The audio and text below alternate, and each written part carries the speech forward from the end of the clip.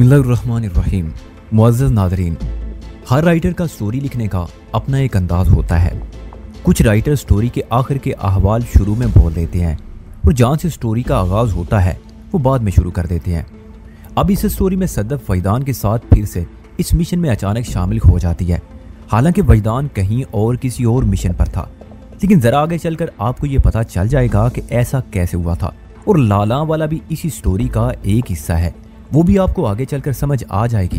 बस आप तहम्मुल से सुनते जाएं और आप यकीन रखें अगर ज़िंदगी ने वफा की तो हम इस स्टोरी को दरमियान में नहीं छोड़ेंगे और तसलसल के साथ इंशाअल्लाह इसकी एक साथ आप तक पहुंचाते रहेंगे, क्योंकि आपकी दिलचस्पी ही में हमारा वजूद है और हम जानबूझकर आपकी दिल आज़ारी का तसव्वुर भी नहीं कर सकते। अभी तो बहुत सी लंबी बातें जो फजूलियात में हों हम खुद ही छोड़ देते हैं। मकसद आपकी दिल आज़ारी से बचना है और मैं उम्मीद करता हूँ कि आप हमारा साथ देंगे और मेरी बात की तह तक पहुँच गए होंगे। और मज़ीद अपनी कीमती राय से हमें आगाह करना मत भूलिएगा। और याद रहे, आप में से हर एक की कमेंट्स को हम बगौर पढ़ते हैं। अब चलते हैं अपने मिशन की जानिब। इस कहानी की अब 255 किस्त मुलाहिज़ा फरमाएं। उसी लम्हे एक धमकी अमेज सर्द आवाज़ मेरी समात में सरसराई, हैंड्स अप। अगर कोई चालाकी दिखाने की कोशिश की तो भून कर रख दूंगा। मैंने बड़ी शराफत से दोनों हाथ ऊपर उठा दिए। वो समझा मैं उसके डरावे में आ गया हूँ। बरामदे की पेशानी पर एक बल्ब रोशन था, ताहम बेरे अकम में होने के बाद इस गन बरदार मेरा चेहरा नहीं देख सकता था, जिसका मतलब था कि वो वजदान की हैसियत से फौरी तौर पर मुझे पहचान ना पाता। और ना बाद मैं उसे ऐसी कोई मोहलत देने के मूड में नहीं था। एक ही खतरनाक दाल मेरी पुश्त में महफूज थी। मुझे खामोशी से हैंड अप होते देखकर उसकी हिम्मत बढ़ी और वो मेरे इंतहाई करीब आ गया। मैंने एक लम्हे में उसका इरादा भांप लिया। वो जामा तलाशी के बाद मुझसे निमड़ना चाहता था। चुपचाप खड़े रहो, अपनी जगह से हरकत की तो मैं फायर करने में एक लम्हे की ताखीर नहीं करूंगा। वो बड़े खतरनाक अंदाज में घुर्राया। अगले लम्हे मुझे अपने वजूद पर उसके हाथों का लम्स महसूस हुआ। दोनों हाथों की बैक वक्त हरकत जाहिर करती थी कलाशन अब उसकी गिरफ्त में नहीं रही थी। गालिब इम्कान यही था कि गन स्ट्रैप के सारे उसके शाने पर छू रही होगी। मेरे लिए ये अल्लाह दे और बंदा ले के मस्ताक था। मेरे दोनों हाथ हवा में बुलंद थे। अकल में मौजूद उस शख्स ने जैसे ही मेरी पैंट की साइड पॉकेट्स को थपथपाया, मैंने बिजली की सी जोर से बाजू डाउन किए। अगले लम्हे मेरे हाथ उसकी कलाइयों पर गिरफ्त हासिल कर चुके थे।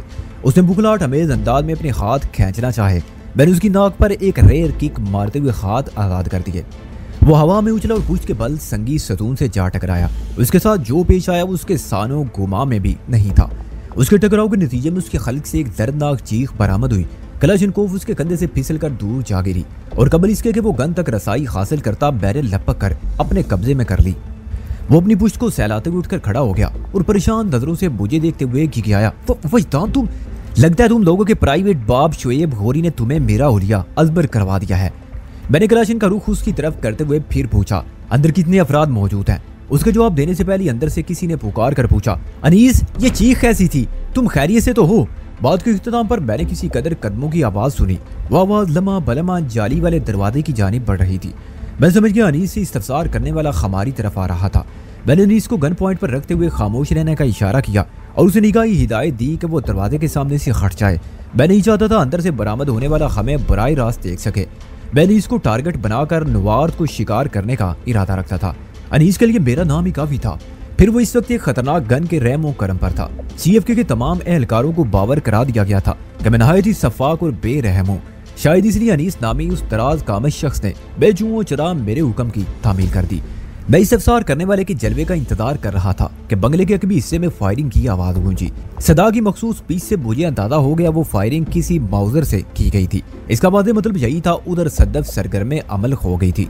फायरिंग की आवाज सुनकर हमारी तरफ आने वाले शख्स ने इरादा बदला और बंगला के अकबी हिस्से की समत भाग गया। मैंने इत्मीनान की सांस खारिज की और अनीस से पूछा, तुमने मेरे सवाल का जवाब नहीं दिया, अंदर कितने अफराद मौजूद हैं? वो बेहद खौफजदा था। मुझे उसकी आंखों में मौत नाचती हुई नजर आई। उसे यकीन हो गया मैं उसे हरगिज़ जिंदा नहीं छोड़ूंगा। मेरे सवाल का जवाब देने की बजाय उसने अपनी जिंदगी को दांव पर लगा दिया। हमारे दरमियान 5 फुट का फासला रहा होगा। वो कलाशनकोव छीनने के लिए मुझ पर लपका। उसने अचानक ही झपटा मारा था। मैं चाहता तो ट्रैगर दबाकर उसके वजूद को छिलनी में बदल देता, लेकिन ख्वाह मुखा का खून खराबा मुझे कभी पसंद नहीं रहा। अनीस की यह हरकत जानलेवा थी। उसे यकीन था कि अगर वो मेरे हाथों बच भी गया तो शोएब उसे जिंदा नहीं छोड़ेगा। इस तंजीम का यही चलन मैंने देखा था। वो अपने नाकाम साथियों को पहली फुर्सत में मौत के घाट उतार देते थे। अनीस ने उसी वक्त खौफ के बायस मुझसे लड़ते हुए मरने को तरजीह दी थी। अनीस के झपटते ही मैं बैक फुट पर उछला और एक फ्रंट फ्लाइंग किक चला दी। अपनी रात गामती के बायस वो बहुत जल्द ही मेरे करीब पहुंच गया था, लिहाजा मेरे पाँव की एक भरपूर ठोकर उसकी ठोड़ी पर लगी। वो ऊँ की आवाज खारिज करते हुए पीछे को उल्टा। उसके जमीन बोस होने से पहले ही मैंने एक फ्रंट पुश किक उसके पेट में दे मारी। वो जालीदार दरवाजे से जा टकराया। शायद दरवाजे को अंदर से कुंडी नहीं लगाई गई थी। टकराव के बायस वो दरवाजा धड़ से खुल गया। अनीस राहदारी में पुश के बल जा गिरा। मैं कलाशनकोव ताने बड़ा मारकर अंदर आ गया। वो राहदारी इंसानी वजूद से आ रही थी, लेकिन इसका ये मतलब नहीं था कि वहाँ कोई आएगा ही नहीं। मैंने झुककर चारों खाने चित अनीस का सरसरी जायजा लिया। वो दुनिया माफिया से बेखबर पड़ा था। उसके सर के नजदीक फर्श पर खून दिखाई दे रहा था। इसका मतलब था अनीस की खोपड़ी किसी शदीद जरब के बायस चिटक गई थी। मैं उसके ऊपर से फलांगते हुए मोहतात कदमों से आगे बढ़ने लगा। इस राहदारी के दोनों जानिब कमरे बने हुए थे। मैं हर कमरे के दरवाजे को धकेल कर चेक करने लगा, अंदर से बंद थे या फिर लाक थे। राहदारी के इख्तिताम पर वाकई कमरे के दरवाजे को जब मैंने धक्का दिया तो वो नहायत ही शराफत का मुजाहरा करते हुए खुल गया। मैं उस कमरे में दाखिल होने का इरादा कर रहा था कि दौड़ते हुए कदमों की चाप उभरी। मैं मुस्कुरा चाप की समत गन को तानते हुए टी स्टांस बनाकर खड़ा हो गया। मुझे एक लम्हे से ज्यादा इंतजार नहीं करना पड़ा। दौड़ने वाले वो दोनों अफराद मेरी निगाह में आ गए। उनमें से एक मुनासिबुल कद और दुबला पतला था, जबकि दूसरा शाहरुख माइल फरबे ही था। वो बड़े घबराए हुए अंदाज में राहदारी में दाखिल हुए थे। फिर उनकी घबराहट का सबब भी मुझे नजर आ गया। उनके गम में 8 फुट की दूरी पर सद्दफ मौजूद थी और वो उन्हें जैसे खुदेड़ते हुए वहां तक लाई थी। मैंने भगोड़ों को गन पॉइंट पर रखते हुए तहमकाना अंदाज में कहा, रुक जाओ। वो ठिठक कर रुक गए। फिर जब संभल कर मेरी सूरत देखी तो उनके चेहरों पर हवाइयां उड़ने लगी। यकबयक्त उन्होंने पलटकर अपने अकब में देखा, वहां सिर्फ सद्दफ कमर पर हाथ टिकाए फैल कर खड़ी थी। वो परेशान नजरों से दोबारा मुझे देखने लगे। सद्दफ ने मुझे मुखातिब करते हुए कहा, वैदान, मैंने जिस हद तक बंगले को छाना है, इन दो के सिवा मुझे कोई नजर नहीं आया। तुम्हारी तरफ क्या पोजीशन है? एक बंदा इधर राहदारी के सिरे पर बेहोश पड़ा है। मैंने जालीदार दरवाजे की तरफ इशारा करते हुए कहा, हमें इन बंद कमरों की तलाशी लेना होगी। साहिल को यहीं कहीं रखा गया होगा। सद्दफ ने घिरे हुए उन दो अफराद की तरफ तंदिया नजर से देखा और बोली, हम एक एक को जांचने की जहमत क्यों करें? ये कुर्बानी के 2 बकरे किस मर्द की दवा है? मुझे 2 बकरों पर एतराज है सद्दफ। मैंने सियारू मोटे की जानिब तमस्खराना अंदाज में कहा, ये तो मुझे किसी सांड से कम दिखाई नहीं देता। सद्दफ ने सुलगते हुए लहजे में कहा, इनके फरार का अंदाज तो ये बताता है ये दोनों सांड है और ना ही बकरे, बल्कि मैं इन्हें भेड़े कहूंगी। उसने दुबले पतले शख्स की तरफ उंगली से इशारा किया। इसने मौजर से मुझ पर फायर किया था। वो तो जिम्नास्टिक काम आ गई, वरना तो मैं गई थी जान से। और ये काला सांड। वो सियारू शख्स की तरफ नफरत से देखते हुए बोली, मैंने इसका पिस्टल छीनकर उधर रकबी लान में फेंक दिया है। इस वक्त ये दोनों निहत्था हैं। उनके तीसरे साथी अनीस की गन मेरे कब्जे में है। मैंने कलाशनकोव को थपथपाते हुए कहा, अब इन दोनों के पास हमारे अहकाम की तामील के सिवा कोई इशारा नहीं। मेरी बात इधर खत्म हुई, उधर सद्दफ की लात चली। उसने दुबले पतले शख्स की पुश्त पर एक भरपूर साइड किक दे मारी। ठोकर खाने वाला अपने साथी से टकराया और उसे अपने साथ लेते हुए जमीन पोस हो गया। मैं उछलकर उनके करीब पहुंच गया। वो एक दूसरे के ऊपर लद गए थे। आइंदा 1 मिनट के अंदर अंदर मेरे पाँव की तूफानी ठोकरों ने उन्हें उधेड़ कर रख दिया। मोटे का नाम असलम मालूम हुआ, जबकि दुबला पतला शख्स मूसा था। उनका तीसरा साथी अनीस मेरे हाथों फर्श नशीनी का मजा चख रहा था। एक तरह से हमने बड़ी आसानी से इस बंगले पर काबू पा लिया था। मैंने असलम और मूसा की जबान खुलवाने की भरपूर कोशिश की, लेकिन वो टस से मस न हुए। एक लम्हे के लिए मुझे यूं महसूस हुआ, अगर मैं इन्हें जान से भी गुजार दूं तो भी वो मुझे साहिल के बारे में कुछ नहीं बताएंगे।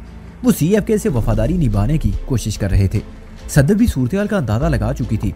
उसने मुझसे कहा, वैदान, तुम किसी तरह बंद कमरों तक रसाई हासिल करने की कोशिश करो, मैं इन दोनों पर काम करती हूँ। उसकी बात मेरे दिल को लगी। मैं उसे मूसा और असलम के पास छोड़कर राहदारी में घूम गया। ये राहदारी का आखिरी हिस्सा था। मैं सबसे पहले उस कमरे की जानिब बढ़ा जिसका दरवाजा खोलने के बाद मुझे अंदर दाखिल होने की मोहलत नहीं मिली थी। मुझे हैरत के एक शदीद झटके से 2-4 होना पड़ा। मजकूरा दरवाजा तकरीबन भिड़ा हुआ था। मुझे अच्छी तरह याद था, मैंने दरवाजे को पूरा खोल दिया था। दरवाजा खुद बंद नहीं हो सकता था। अगर उसे किसी शख्स ने बंद किया था तो इसका यही मतलब था, वो शख्स कमरे के अंदर मौजूद होगा। गोया एक अनदेखा अनजाना दुश्मन भी इस बंगले में वजूद रखता था। यह खासी खतरनाक सूरत हाल थी। मैंने पीछे पलटकर सद्दफ को एक नजर देखा। वो मुझसे 10 फुट के फासले पर अपने काम में मसरूफ थी। मैं मुतमईन होकर उस पुरस्कार दरवाजे की तरफ बढ़ गया। बंद दरवाजों को बाद में चेक किया जा सकता था। मैंने दरवाजे के नीम व पट के साथ लगकर सुनगुन लेने की कोशिश की। कमरे के अंदर खामोशी और सन्नाटे का राज था। मैंने एक फौरी फैसले पर पहुंचने के बाद दरवाजे पर पाँव की ठोकर रसीद की और कमरे के अंदर पहुंच गया। वो एक बेडरूम था। मैंने उसकी आराइश से अंदाजा लगाया, वहाँ 2 अफराद की शब बसरी का बंदोबस्त किया गया था। मैंने एक लम्हे में चौकन्ना नजर से कमरे का जायजा लिया। वहाँ किसी मुतनफ़्फ़िस के आसार नजर न आए। मुझे कदरे मायूसी हुई। नतीजा मेरी तवक्को के बिलअक्स बरामद हुआ। मुझे उम्मीद थी वहाँ कोई दुश्मन जरूर छुपा होगा, लेकिन नहीं। मेरी तो रायगा नहीं गई। मैं उल्टे कदमों कमरे से निकलने वाला था कि मेरी पुश्त पर एक जोरदार लात पड़ी। मैं मुंह के बल आगे को गिरा। मेरे सामने एक बेड बिछा हुआ था। मैं सीधा उस पर आ रहा था। कलाशिनकोव मेरे नीचे दबकर रह गई। तुम इस वक्त मेरे निशाने पर हो, लिहाजा गन को छोड़कर खड़े हो जाओ। मुझे अपने अकब में एक फुनकारती आवाज सुनाई दी। ये वही शख्स था जिसने एक लम्हा पहले मुझे धक्का दिया था। शायद वो दरवाजे के पीछे छुपा खड़ा था, लेकिन अब शायद अगर मगर का कोई सवाल नहीं था, इसलिए मैंने किसी पस व पेश के बगैर उसके हुक्म की तामील कर दी। घूम जाओ, उसने ठहरे हुए लहजे में कहा। मैं घूम गया। उसी लम्हे मुझे पता चला धक्का देने के साथ ही उस शख्स ने कमरे का दरवाजा भी बंद कर दिया था। वो एक सेहतमंद और चाको चुबंद शख्स था जो मुझे तेज नजरों से घूर रहा था। उसके बाएं हाथ में इशारिया 3-2 का एक खूबसूरत रिवाल्वर चमक रहा था। मैंने अंदाजा लगाया वो लेफ्ट हैंडेड था। कौन हो तुम? मैंने उसकी आंखों में झांकते हुए सवाल किया। वाह भाई वाह, वो इस्तेहज़ाइया अंदाज में हंसा। उल्टा चोर कोतवाल को डांटे। ये तो मुझे पूछना चाहिए तुम कौन हो, लेकिन मैं नहीं पूछूंगा। जानते हो क्यों? उसने एक लम्हा वक़फ़ करने के बाद खुद ही बता दिया। इसलिए कि मैं जानता हूँ तुम वजदान हो। फिर तुम्हें यह भी मालूम होगा कि मैं यहाँ किस मकसद से आया हूँ। नहायत ही अच्छी तरह। वो गहरी नजर से मेरा सरतापा जायजा लेते हुए बोला। वो मेरी हरकत और सकनात को जांचने की कोशिश कर रहा था।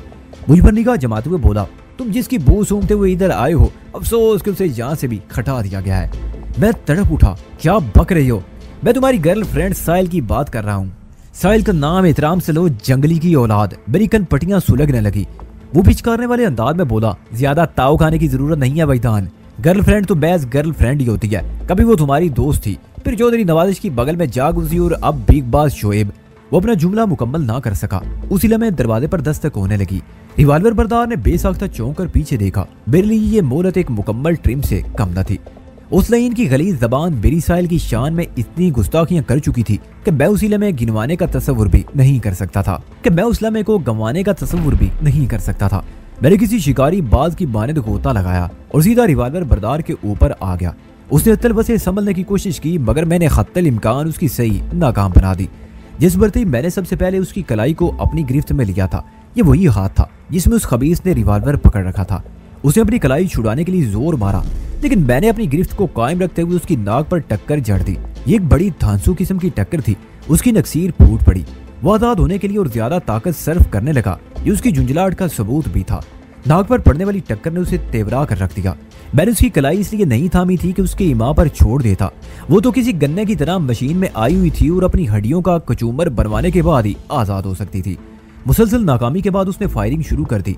उसका हाथ मेरी गिरफ्त में ना होता तो शायद वो इस मौके पर मुझे नाकाबिले तराफी नुकसान पहुंचाने में कामयाब हो जाता। बैर फायर पर उसकी कलाई को झटका देता। जब 6 की 6 गोलियां चल चुकी तो बैरे उसकी कलाई का कड़ाका निकालने के बाद हाथ को आजाद कर दिया। इस आजादी के इनाम के तौर पर बैरे उसकी ठोड़ी पर एक हुक पंच भी टिका दिया। वो पीछे को उलटकर दरवाजे से जा टकराया। उसी वक्त सदफ की तेज चीखती हुई आवाज बेरी समा से टकराई। वजदान, अंदर क्या हो रहा है? दरवाजा खोलो। ये फायरिंग कैसी थी? तुम ठीक तो हो ना? उसके तशवीश से लबरेज सवालात को मैंने तहम्मुल से सुना और बाआवाज़े बुलंद कहा, फिक्र की कोई बात नहीं, अंदर अमन व अमान है। तुम अपना काम जारी रखो। दरवाजा खोलो। मैं एक नजर तुम्हें देखकर मुतमईन होना चाहती हूँ। ठीक है, मैं तुम्हारी इत्मीनान का बंदोबस्त करना चाहता हूँ। दरवाजा खोलने के लिए उस शख्स को वहां से हटाना जरूरी था। मैंने जिसकी कलाई का सवा सत्यानाश मार दिया था, वो मजरूह कलाई को दाएं खास से थामे करा रहा था। मैंने उसकी तशरीफ पर एक रफ ठुड्डा रसीद किया और मुजीका खेज लहजे में कहा, कब तक यहीं लेटे अपनी कलाई और दस्ते हिनाई का मातम करते रहोगे? वो खूनख्वार नजर से मुझे घूरते हुए उठने की कोशिश करने लगा। शाबाश, मैंने तंजिया लहजे में कहा। मैं तो समझ रहा था कि तुम्हें उठाने के लिए केएमसी वालों को बुलाना पड़ेगा। एक लम्हे को रुककर मैंने इजाफा किया, केएमसी और सीएफके, वाह क्या कॉम्बिनेशन है। सदफ ने एक मरतबा फिर मुझे पुकारा, वजदान, दरवाजा खोलने में देर क्यों लग रही है? एक किंग साइज मुर्दार खोर दरवाजे के सामने गिरा पड़ा है। मैंने अंदर से कहा, ये तुम किस किस्म की बातें कर रहे हो? उससे हैरत भरे लहजे में पूछा। 1 मिनट, मैं खुद ही से हटाने की कोशिश करता हूँ। बात खत्म करते ही मैंने जमीन बोझ शख्स को एक ठोकर मारी और गुस्सीले लहजे में कहा, तुम उठने में इतनी देर क्यों लगा रहे हो मरदूद? उसके साथ ही मैं नीचे झुककर उसे वहां से हटाने की कोशिश करने लगा और उसी लम्हे उस शख्स ने एक अजीब हरकत की। उस नामाकूल ने अपने सलामत हाथ से मेरी पिंडली को थामा और बड़ी तेजी से उसके गोश्त में दांत काटने की कोशिश की। कार्ड राय की पैंट पर उसके दांत लगे तो मुझे तकलीफ का एहसास हुआ। मोटे कपड़े के सबब उसके खतरनाक दांत गोश्त में नहीं गड़ सके थे। मैंने दूसरे पांव से उसकी खोपड़ी पर एक जोरदार ठोकर रसीद कर दी। ये एक जची तुरी ठोकर थी। वो पिंडली को काटना भूल गया। मेरी ठोकर के नतीजे में चश्मे ज़दन में उसका मुंह कमरे के फर्श से टकराया। उसकी बिलबिलाट में बड़ा दर्द पाया जाता था। मैंने उसके पेट में एक ठुड्डा मारा तो वो तड़प कर पीछे उलट गया। मैंने हाथ बढ़ाकर दरवाजा खोल दिया। सद्दफ लपक कर अंदर आई और कमरे के अंदरूनी मंजिल को देखकर सवालिया नजरों से मुझे तकने लगी। ये क्या है वहीदान? एक भूखा वैशी। मैंने अपनी पिल्ली को उसके सामने कर दिया। इसने मुझे यहाँ काटने की कोशिश की थी। तुम इसी मुर्दार खोर का जिक्र कर रहे थे? मैंने इस बात में सर हिलाया और कहा, लेकिन उस वक्त तक मुझे मालूम ना था ये जिंदों पर भी दांत आजमाता है। बहरहाल अब तजरिबा हो गया। एक लम्हे को रुककर मैंने पूछा, बाहर वालों का क्या हाल है? दोनों बड़े पक्के हैं, वो ज़ुबानी लहजे में बोली। इसका मतलब है उन्होंने साहिल के बारे में जबान नहीं खोली। हाँ, इसका यही मतलब है, वो सफाकी से बोली। इसलिए मैंने उनकी ख्वाहिश को बेमीज कर दिया है। क्या कह रही हो? मैंने चौंक कर उसे देखा। उसके जुमले में खतरनाकी पोशीदा थी। तुम गलत समझ रहे हो वहीदान, वो वजाहत करते हुए बोली। भाई सद तक नहीं जा सकती, बस वो जबान खोलने के मूड में नजर नहीं आते थे। मैंने सोचा अगर मेरे सामने कुछ बोलना नहीं चाहते तो किसी दूसरे के सामने क्यों बोले? कम अज कम आज की रात तूने अमन और सुकून की गहरी नींद सो जाना चाहिए। सुबह का अल्लाह मालिक है। वही कलमे को रुकी, फिर अपनी बात खत्म करते हुए बोली, मैंने उन्हें आरती और गहरी नींद में पहुंचा दिया है। तुम ख्वाह मुखाब फिक्र में ना पड़ो। मेरे सीने से एक तवील सांस खारिज हुई। मैंने कहा, मुमकिन है वो दोनों वाकई साहिल के बारे में कुछ ना जानते हो, लेकिन ये मुर्दार खोर बहुत कुछ जानता है। मैंने जमीन पर पड़े मजरूब शख्स की तरफ इशारा किया। इसने थोड़ी देर पहले इंकशाफ किया है, साहिल को इस बंगले से कहीं और मुंतकिल कर दिया गया है। और कहाँ? सद्दफ ने मुतअज्जब नजर से मुझे देखा। मैंने कहा, यह बात भी यही शख्स बताएगा। फिर हम दोनों उस शख्स की तरफ मुतवज्जो हो गए। वो ज्यादा देर तक हमारी तवज्जो की ताब ना ला सका। उसकी नाक, ठोड़ी और ऊँटों का मैं कबाड़ा कर चुका था। जब उसे यकीन हो गया कि मैं अपने सवालात के जवाबात हासिल किए बगैर उसकी जान नहीं छोड़ूंगा, तो उसने जबान खोल दी। उसका नाम जुनैद था और इस बंगले के करता दरता का नायब भी था। अनीस, असलम और मूसा उसके इशारों पर नाचते थे, यानी उनका ताल्लुक निचले अमले से था। ये तीनों तुम्हारे इशारों पर नाचते हैं तो तुम किस किस्म की डिग डिगी पर उछल कूद मचाते हो? मैंने सफाकी से कहा। अपने मदारी का नाम नहीं बताओगे? हम सब शोएब गोरी साहब के गुलाम हैं। मैंने तुम्हारे आकाए आला का नाम नहीं पूछा। मैंने दुरुस्त लहजे में कहा, मैं जानता हूँ कि ये बंगला ईस्ट की हदूद में आता है। यहाँ का कायम मुकाम सिराजुद्दीन है, जो शोएब से बराह रास्त हिदायत लेता है। मैं तो इस बंगले के मकानी का नाम पूछ रहा हूँ, तुम जिसकी नाइबी में हो। मेरे बास का नाम शकीब उस्मानी है। तुम्हारा बास इस वक्त कहाँ है? वो 9 बजे रात उस लड़की के साथ ईस्ट की तरफ चला गया है, जिसे तुम्हारी गर्लफ्रेंड होने का एहसास हासिल है। उसका जुमला अधूरा रह गया। बेसाख्ता मेरा हाथ घूम गया था। एक जन्नाटेदार थप्पड़ उसके गाल पर चिपका। मैंने बड़े खौफनाक अंदाज में कहा, जुनैद, यह आखिरी मर्तबा है। अब अगर तुमने साहिल को गर्लफ्रेंड का टाइटल देना चाहा तो मैं तुम्हारी जबान को गद्दी से जुदा कर दूंगा। वो सहमकर बड़ी सरासीमा नजर से मुझे तकने लगा। मैं साहिल के हवाले से वाकई बहुत जज्बाती हो गया था। सद्दफ भी हैरत भरी निगाह से मुझे देखने लगी। इस वक्त मेरे ज़हन में यक ब यक कई तूफान उठ रहे थे।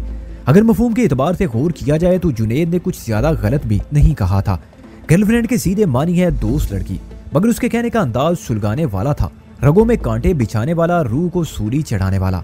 सारी बात अंदाज की होती है, अल्फाज के इस्तेमाल की होती है। यार के मानी है दोस्त। अगर यही अल्फाज किसी की बीवी, बेटी या बहन, माँ से मंसूब करके अदा किया जाए तो गाली बन जाता है। साहिल के लिए गर्लफ्रेंड के अल्फाज मुझे बहुत चीप महसूस हुए थे। मैंने 2-3 सांसें भींचकर खुद को मोतदिल किया, फिर जुनैद की तरफ देखते हुए पूछा, अचानक साहिल को यहाँ से ईस्ट क्यों मुंतकिल किया गया है? यह हाई कमान का फैसला था। मैं इस बारे में क्या कह सकता हूँ? हाई कमान क्या मतलब? तुम इस तंजीम में रहकर कुछ अरसा काम कर चुके हो। वो अपनी तकलीफ को बर्दाश्त करते हुए बोला, तुम्हें मालूम है बिग बॉस जो अहकाम सादर करता है उस पर किसी सवाल की गुंजाइश नहीं होती। ये 1 मैन शो सेटअप है, इसलिए कामयाबी से चल रहा है। कामयाबी से? मैंने तमस्खराना अंदाज में कहा। जुनैद, तुम तो नहीं जानते तुम्हारी इस कातल तंजीम CFK के अंदर कितनी और कितने TNT की बवर्दी सुरंगें बिछाई जा चुकी हैं। जब धमाकों का आगाज होगा तो इस तंजीम के पर खचे उड़ जाएंगे। शायद मैं एक मरतबा फिर जज्बाती होने लगा था। मैंने एक लम्हे का तवक्कुफ करके दोबारा गोया हुआ। मेरी आवाज में मखसूस पर्राहट थी। मैंने सनसनाते हुए लहजे में कहा, साउथ को दोबारा उजाड़ा जा चुका है, अभी इसकी बारी है। उसके बाद सद्दफ ने कते कलामी करते हुए मुझसे कहा, वहीदान, तुम साहिल के बारे में कुछ पूछ रहे थे। मैं समझ गया सद्दफ मुझे संभालने की कोशिश कर रही थी। मैंने जहन को झटका और यकसर संभल गया। फिर मैं जुनैद की तरफ मुतवज्जो हो गया। मैंने उससे दरियाफ्त किया, मेरी साथी साहिल को बड़ी राजदारी के साथ इस बंगले पर रखा गया था, फिर अचानक मुंतकिली की जरूरत क्यों पेश आ गई? असल बात तो मुझे मालूम नहीं, वो साफ गोई का मुजाहरा करते हुए बोला। मेरा ख्याल है आज सुबह ही से हालात खासे मखदूश चल रहे थे। उधर डिफेंस फेज 2 के एक बंगले पर बहुत बड़ा मार्का हुआ है। फिर खड्डा मार्केट के करीब भी बड़ी अफरा तफरी की खबरें मिली हैं। हो सकता है किसी एहतियात के पेश नजर मेरा मतलब है तुम्हारी साथी को यहाँ से हटा दिया गया हो। सबसे ज्यादा एहतियात पसंद तो मुझे तुम नजर आ रहे हो। मैंने तीखी नजर से उसे घूरा। सीधी तरह यह तस्लीम क्यों नहीं करते कि तुम्हारे साउथ का बाजा बजा दिया गया है? उसके साथ ही तुम्हारे बिग बॉस के रिश्तेदारों के एक आलाकार जेडी मलिक का भट्ठा बिठाने में भी कोई कसर नहीं छोड़ी गई। जब मैं खम ठोंक कर दावा कर रहा हूँ कि शोएब गौरी और चौधरी नवाजिश को मैंने नुकसान पहुंचाया है, तुम क्यों घूंघट में रहकर सरगोशियां फिर कर रही हो? वो निगाह चुरा कर दूसरी तरफ देखने लगा। मैंने सख्त लहजे में कहा, भाई साहिल के बारे में और क्या जानते हो? कुछ नहीं, तुम यकीन करो मुझे इससे ज्यादा मालूम नहीं। मैंने पूछा, तुम्हारा बात शकीब वापस कब लौटेगा? मैं ये भी नहीं जानता, वो बेबसी से बोला। फिर तुम जानते क्या हो? मैं चिढ़ गया। देखो मुझे सख्ती पर मजबूर ना करो। वो सरधीमा नजर से मुझे देखने लगा, फिर मजबूत लहजे में बताने लगा, फैजान मुझे तो ये भी मालूम नहीं था तुम्हारी साथी को यहाँ से कहीं और भेज दिया जाएगा। शकीब और सिराजुद्दीन की कोई बात हुई होगी। मैं तो उस वक्त चौंका जब 9 बजे एक बंद पुलिस मोबाइल इस बंगले पर आई और शकीब साहिल को अपने साथ उस मोबाइल में बिठा कर ले गया। Police mobile? मैंने बेयकीनी से उसे देखा। वो बोला, वो बंद मोबाइल और उसमें मौजूद तीनों पुलिस वाले नकली थे। उनमें 2 तो कांस्टेबल थे और 1 सब इंस्पेक्टर। ये ड्रामा एहतियात के पीछे नजर रचाया गया था। इस तरह किसी दुश्मन की इस तरफ नजर न जाती। यानी मेरी नजर मेरे दांत कुचकुचाए। वो एक झुरझुरी लेकर रह गया। उसकी दहशत मसनूई नहीं थी। मैंने कहा, क्या शकीब ने रवाना होते वक्त तुम्हें बताया था कि वो कहाँ जा रहा है? उसने नफी में गर्दन हिला दी। नहीं, इस सिलसिले में हमारी बात नहीं हुई थी। फिर तुम किस बिना पर कह रहे हो कि वो यहाँ से ईस्ट गए हैं? मैंने जिन 3 नकली पुलिस वालों का जिक्र किया है उनमें से एक को मैं जानता हूँ, जुनेद ने बताया। वो सब इंस्पेक्टर की वर्दी वाला वो शख्स ईस्ट के स्टाफ में शामिल है। इसी बिना पर मैं कह रहा हूँ साहिल को उस बंगले से ईस्ट में मुंतकिल किया गया है। वो ये तुम्हारा अंदाजा है? मैंने पुरसोच अंदाज में कहा। मुझे तो पूरा यकीन है, तुम जो दिल चाहे समझो। जुनेद नामी इस बंदे से मजीद कोई मुफीद बात मालूम ना हो सकी। मैंने निगाहों में सद्दफ से तबादला ख्याल किया, फिर दोबारा जुनेद की तरफ मुतवज्जो हो गया। तुम ये मत समझना कि मैं आंखें बंद करके तुम्हारी बात का एतबार कर लूंगा। साहिल की तलाश में मैं इस बंगले का एक एक कोना झांकूंगा। फिर मैंने इजाफा करते हुए कहा, और इस सिलसिले में तुम मेरी मदद करोगे। जुनेद इस वक्त ना पाए रफ्तन ना पाए मानदन वाली सूरत हाल से गुजर रहा था। उसके पास इनकार की गुंजाइश ना थी। असूली तौर पर उसे फौरी तिब्बी इमदाद की जरूरत थी। मैंने हाथ पांव की ठोकरों से बुरी तरह उसके उलिये का सत्यानाश मारा था। वो इस तकलीफ के इज़हार के तौर पर थोड़े थोड़े वक्फे से कराने भी लगता था, लेकिन जाहिर है वो इस वक्त मुझसे ये फरमाइश नहीं कर सकता था कि मैं उसे किसी डॉक्टर के पास मरहम पट्टी करवाने ले चलूं। नाजार उसे मेरे काम की तामील करना पड़ी। आइंदा 10 मिनट के अंदर मैंने बंगले के खार कमरे को तसल्ली बख्श अंदाज में चेक कर लिया। वो बंगला साहिल के वजूद से खाली था। मुझे यूं महसूस हुआ सिस्टम का हर पुर्जा मेरी नकल करने उठ खड़ा हुआ हो। ये तो कोई बात ना हुई। साहिल अगर मेरे पास नहीं ठहरी तो कहीं भी नहीं टिक रही थी। जुनेद जब खाली कारतूस से ज्यादा अहमियत का हामिल ना रहा तो मैंने उसे भी इस बंगले के एक दूर अफ्तादा कमरे में अंटा गफील कर दिया। जो लोग किसी काम ना आ सके उनका जागना किस काम का। अब इस मनूस बंगले में रुकना बेकार था। हम जिस मकसद को हासिल करने के लिए वहाँ पहुंचे थे वो मकसद ही फोत हो गया था। सद्दफ ने गहरी संजीदगी से कहा, फैजान तुमने बताया था ईस्ट बी हिल पार्क के नजदीक ही है। उसने देख लें के अल्फाज इसी तरह अदा किए जैसे किसी तस्वीरी नुमाइश को देखने का जिक्र कर रही हो। मैं जानता था शोएब गौरी के ठिकानों में ईस्ट की बड़ी अहमियत थी। वो किसी मजबूत कले से कम नहीं था। वहाँ घुसना और वो भी सोचे समझे बगैर मौत को दावत देने के मुतरादिफ था। इन लम्हात में मैं जिस ज़हनी अज़ियत से गुजर रहा था उसके ज़ेरे असर मैं कोई भी इंतहाई कदम उठाने से गुरेज न करता। साहिल को यहाँ से रवाना हुए ज्यादा देर नहीं गुजरी थी। इस वक्त रात के 11:15 बजे थे और वो 9 बजे ईस्ट की तरफ रवाना हो गई थी। मैंने सद्दफ की बात के जवाब में कहा, तुमने शायद इस नुक्ते पर गौर नहीं किया कि ये महज जुनेद का अंदाजा है। साहिल को ईस्ट ले जाया गया होगा। ताहम मैंने जुमला नामुकम्मल छोड़कर जरा मुतवक्कफ हुआ, फिर बात को आगे बढ़ाते हुए बोला, मैं जुनेद के अंदाजे को भी नजरअंदाज नहीं कर सकता। साहिल के उसूल के लिए मैं तारीख गारों और अमीक गुफाओं में भी उतर सकता हूँ। वो मेरे चेहरे के तासरात का बागौर जायजा लेते हुए बोली, हमें पहली फुर्सत में इस बंगले को खैरबाद कह देना चाहिए। बाकी बातें गाड़ी में बैठकर भी हो सकती हैं। मैंने उसी की ख्याल की तायद की। वापसी के लिए हम ने आमद वाला पेचीदा तरीकाकार नहीं अपनाया। इस कठिनाई में पड़ने की जरूरत नहीं थी। हम बड़े एतमाद के साथ वहाँ से रवाना हो सकते थे। हम आगे पीछे चलते हुए उस बंगले से बाहर आ गए। मेरी वाइट शेरार्ड स्कूल के ड्राइव वे पर तैयार हालत में खड़ी थी। गेट को हमने भीड़ दिया ताकि बर वक्त वापसी की राह में किसी तरद्दुद का सामना ना करना पड़े। मैं स्कूल का गेट खोलकर अंदर दाखिल हुआ। सद्दफ मेरे साथ ही। मैंने स्कूल को खैरबाद कहने से पहले बूढ़े चौकीदार को एक नजर देखना जरूरी समझा। वो मेरे दस्ते करम का फैज याफ्ता था। बाज़-औक़ात अपने मकसद की खातिर दूसरों को थोड़ी बहुत तकलीफ से गुजारना पड़ता है। इंसान बड़ा खुदगर्द वाक़ई हुआ है। ये अपनी गर्द की वजाहत के लिए मजबूत जवाब भी तराश लेता है। ये एक हकीकत है, हम तस्लीम करें या ना करें। बूढ़ा चौकीदार बड़ी सुकून की नींद सो रहा था। मैंने टटोल कर अंदाजा लगाया कि उसे किसी किस्म का कोई खतरा लाहक नहीं था। 1.5-2 घंटे बाद उसकी आंख खुल जाती। मैंने शेरार्ड की ड्राइविंग सीट संभाली और उसे स्कूल की इमारत से बाहर निकाल लाया। उसी वक्त मुझे चौंक जाना पड़ा। हिल पार्क वाली सिम से एक पुलिस मोबाइल गली में दाखिल हुई थी और जाहिर उसका रुख हमारी जानिब था। सदफ ने भी उस मोबाइल को देख लिया था और उलझन ज़दा लहजे में बोली, कहीं ये मुसीबत वही मोबाइल तो नहीं। उसका इशारा साहिल को ले जाने वाली मुबैना मोबाइल की तरफ था। मैंने कहा, कुछ भी हो सकता है। मेरे ये मुख्तसर सा जुमला पता नहीं क्या मानी रखता था, मुझे खुद पता नहीं था मैंने वो जुमला किस तनाजुर में बोला था। मैं हर शय को फरामोश करके शहराड आगे बढ़ाता चला गया। वापसी का हर दरवाजा बंद हो चुका था। जब दोनों गाड़ियों का क्रॉस हुआ तो मैंने मोबाइल की पैसेंजर सीट पर एक गहरे सांवले और मोटे ताजे शख्स को बैठे देखा। उम्दा किस्म के सूट में मलबूस था।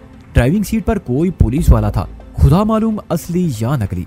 सबसे खतरनाक बात यह थी कि जब मोटे की मुझ पर नजर पड़ी तो वो यक बयक चौंक उठा था। उसके चेहरे के तासरात में तशवीश के साथ शनासाई की झलक भी थी, जैसे वो मुझे देखते ही पहचान गया हो। पुलिस मोबाइल और मोटे के रद्देअमल ने एक लम्हे में मेरे ख्याल को शकीब उस्मानी तक पहुंचा दिया। उसके साथ ही मेरे तन बदन में चिंगारियां सी भर गईं। क्या ये वही शख्स था जो मेरी साहिल को अपने साथ ईस्ट ले गया था? ये नहायत ही मोहलक सवाल था जिसने मेरे चेहरे के तासरात को बिगाड़ कर रख दिया। सदफ मेरी कैफियत से बाखूबी आगाह थी। वो भी इसी नतीजे पर पहुंची थी जहाँ के मैं पहुंचा था। उसने तशवीश भरे लहजे में कहा, वैदान, गाड़ी की रफ्तार बढ़ाओ, लगता है शकीब वापस आ गया। गोया तुम मुझे पुश दिखाकर फरार होने का मशवरा दे रही हो। खुद मुझे अपनी आवाज बदली हुई महसूस हो रही थी। वो जल्दी से बोली, ये बात नहीं वैदान, तुम समझने की कोशिश करो। समझने और सोचने का वक्त बहुत पीछे रह गया है, मैंने सफाकी से कहा और शहराड का ब्रेक पैडल दबा दिया। फजा टायरों की मखसूस चिड़चिड़ाहट से गूंज उठी। उसी लम्हे हमारे अकब में पुलिस मोबाइल ने भी बड़ी सूरत से ब्रेक लगा दिए। मुझे 101% यकीन था कि मोबाइल के ड्राइवर ने उस मोटे के हुक्म पर गाड़ी रोकी होगी। फिर इससे कबल कि मैं शहराड से निकलकर शकीब उस्मानी की तरफ बढ़ता, मोबाइल वापसी के लिए मुड़ने लगी। सदफ ने मेरे कान में सरगोशी की, वो हमारे ताकुब में आ रहे हैं, तुम गाड़ी को आगे बढ़ा दो, फिर उन्हें किसी मुनासिब जगह पर घेर लेना, वो तुम्हारे पीछे आएंगे। सदफ ने बर वक्त एक कीमती मशवरा दिया था। उसकी बात मेरी समझ में आ गई। जाए वकुआ से कहीं दूर जाकर इन्हें घेरना ज्यादा मुनासिब रहता। पुलिस मोबाइल ने घूमकर हमारी जानिब रुख किया ही था कि मैंने शहराड को एक झटके से आगे बढ़ा दिया। हमारे दरमियान बमुश्किल 200 गज का फासला रहा होगा। इस गली का इख्तिताम करीब आया तो सदफ ने कहा, वैदान, गाड़ी को बाएं जानिब मोड़ दो, इस हम सीधे इशारा फैसल पर पहुंच जाएंगे, फिर तुम मेरे साथ घर चलो। मैं देखती हूँ तुम्हारे दुश्मन कितने पानी में हैं। मेरे पापा नहीं। मैंने उसकी बात पूरी होने से पहले ही कती लहजे में कहा और गाड़ी को राइट टर्न दे दिया। तुम क्या चाहती हो? संगीन और शफाक मौत तुम्हारे घर का रास्ता भी देख ले। वो यक बयक खामोश हो गई। मेरे देवर ने उसके लबों पर कफल डाल दिया। शहराड हिल पार्क को बाईं बगल में रखते हुए बड़ी तेजी से आगे बढ़ने लगी। मैं मुसलसल अकबनुमा आईने में झांक रहा था। फिर मुझे पुलिस मोबाइल की झलक दिखाई दी। हमारा दरमियानी फासला अब 300 गज के करीब पहुंच चुका था। मैंने ड्राइविंग पर तवज्जो मरकूज रखते हुए सदफ से कहा, अगर हम हिल पार्क से सीधे इशारा फैसल को पकड़ने निकल खड़े होते तो फौरन दूसरों की नजर में आ जाते। और फिर इशारा फैसल में मसरूफ गैमा गैमी वाली सड़क है। पुलिस को वहां घेरने की कोशिश करना संगीन गलती होती। जबकि मैंने जुमला नामुकम्मल छोड़कर शहराड की स्पीड बढ़ाई और कहा, जबकि इस तरफ सोसाइटी का रिहायशी इलाका है, हमें अपने काम के लिए कोई मौजू मुकाम मैसर आ सकता है। अचानक मुझे महसूस हुआ पुलिस मोबाइल की रफ्तार में भी इजाफा हो गया था। वो बतदरीज हमारे करीब आ रही थी। इसका मतलब था शकीब उस्मानी बड़ी शदोमत से हमारे ताकुब में था। मैंने शहराड की रफ्तार कम की और बड़ी सूरत से उसे बाईं तरफ मोड़ दिया। ये सारा इलाका मेरा देखा बाला था, लिहाजा ड्राइविंग में किसी दिक्कत का सामना नहीं हो रहा था। वैसे एक बात मानना पड़ेगी, मेरी बनिस्बत इस इलाके के बारे में शकीब उस्मानी की जानकारी ज्यादा होगी। वो यहाँ का मुकामी बाशिंदा था। 3-4 छोटी बड़ी गलियों में घूमने के बाद मैंने गाड़ी को बाईं समत मोड़कर एक कदरे कुशादा सड़क पर डाल दिया। ये सड़क अपने इख्तिताम पर शायरा फैसल से जा मिलती थी। सदफ ने चौंक कर मुझे देखा और बोली, तुम तो उसी तरफ जा रहे हो जिधर के लिए इनकार कर चुके हो। नहीं, ऐसी कोई बात नहीं। इसका मतलब है तुम्हारे ज़हन में रास्ता बदलने का ख्याल है। तुम्हारा अंदाजा बिल्कुल दुरुस्त है, मैंने कहा। वो एक मरतबा फिर खामोश हो गई। एक फौरी ख्याल के तहत मुझे अपने रगों पे में सनसनी दौड़ती हुई महसूस हुई। अफरा तफरी के आलम में मेरे ध्यान में नहीं रहा था। हमारे रास्ते में चंद गज आगे थाना पड़ने वाला था। अब सोचने और इरादा बदलने का वक्त नहीं था, क्योंकि हम मज़कूरा थाने के नजदीक पहुंच गए थे। मैंने नहायत ही एतमाद के साथ अपनी शहराड की रफ्तार में इजाफा करते हुए कन्नकी से बाई समत देखा। थाने की दीवार के साथ सड़क के किनारे एक तैयार मोबाइल खड़ी थी। मैं मज़कूरा थाने उसके पैरों में इस्तादा खूबसूरत होटल को अपने पीछे छोड़ते हुए आगे बढ़ता चला गया। सिटी स्कूल के पास से मैंने ट्रैफिक कवानीन की खिलाफ वर्जी करते हुए गाड़ी को राइट टर्न दिया और हवा से बातें करने लगा। इस जुलवानी सड़क का इख्तिताम झील पार्क पर होता था। झील पार्क के गिरदोपेश का इलाका कदरे सुनसान और तारीक था। नकली पुलिस मोबाइल में सवार शकीब उस्मानी से यहाँ 2-2 हाथ हो सकते थे। मैं इन्हीं ख्यालों से उलझा हुआ था कि फजा सायरिन की आवाज से गूंज उठी। ये पुलिस के मखसूस सायरन की आवाज थी, ये एक नई बात थी। शकीब उस्मानी वाली मोबाइल ने अभी तक सायरन ऑन नहीं किया था। इसका मतलब था कोई बड़ी गड़बड़ हो चुकी थी। हम दोनों ने बैक वक्त सवालिया नजरों से एक दूसरे को देखा। फिर मेरी निगाह अकबी मंजिर दिखाने वाले आईने तक जा पहुंची। वहां उभरने वाला मंजर बड़ा ही तशवीशनाक और फिक्र अंगेज था।